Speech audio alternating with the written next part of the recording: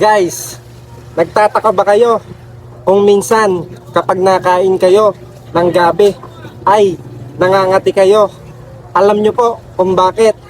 Dahil po meron po tayong dalawang klase ng gabi. Isang gabing pula at isang gabing puti. Ang madalas na makate kapag kinain ay yung gabi na pula. Dahil ang gabi na pula ay ito po yung malabsa. Ibig sabihin po, hindi po siya malagkit kapag kinain. Ito naman pong gabing puti, ito po yung malagkit kapag kinain. Ibig sabihin, maligat po, makunat po pag kinain. Paano nga ba natin malaman kung pula o puti? Yung pinaka katawan niya ay medyo may pula-pula at yung pinakadulo ay ayan medyo red.